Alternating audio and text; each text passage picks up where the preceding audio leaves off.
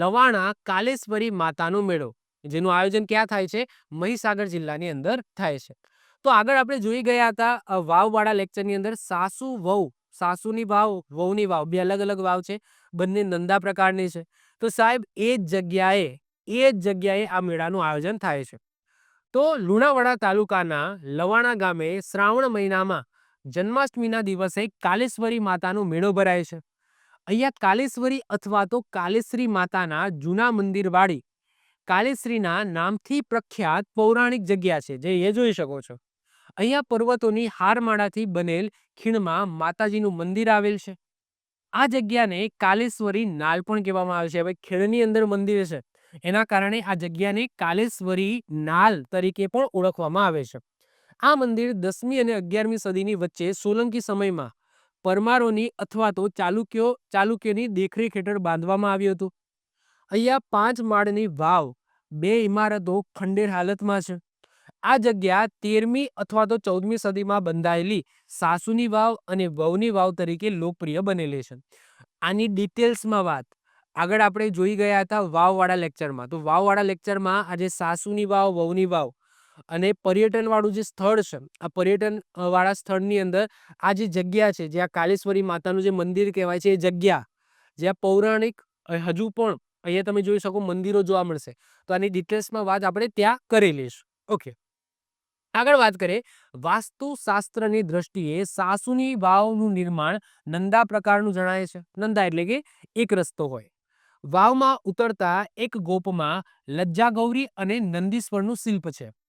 વહુની વાવનું વાત કરીએ તો વહુની વાવનું નિર્માણ સાસુની વાવ પછી થોડા સમયમાં થયું હશે એમ જણાય છે. આ વાવ પણ નંદા પ્રકારની અને પ્રમાણમાં સાદી છે. વાવમાં ગોખ એટલે કે ગોખલો, ઓકે, ગોખમાં દેવ પ્રતિમા, પછી શેષાશાહી વિષ્ણુ તેમજ જળ દેવતાના શિલ્પો જોવા મળશે. અહીંયા કુદરતી ચોખ્ખા પાણીથી ભરેલ કુંડની ઉપરનું શિવાલય અતિ સુંદર લાગે છે. કાલેશ્વરી માતાના સાનિધ્યમાં 700 ફૂટ ઊંચો પર્વત આવેલો છે. તેની ટોચ ઉપર 3 મંદિર ખંડિત હાલતમાં છે. તેમાંનું એક ભીમની ચોરી તરીકે પ્રખ્યાત થયેલ 12 પિલ્લરોમાં ટેકા ઉપર આવેલું છે. એ ભીમની ચોરી તરીકે પ્રખ્યાત, એને ભીમની ચોરી કહેવાય છે.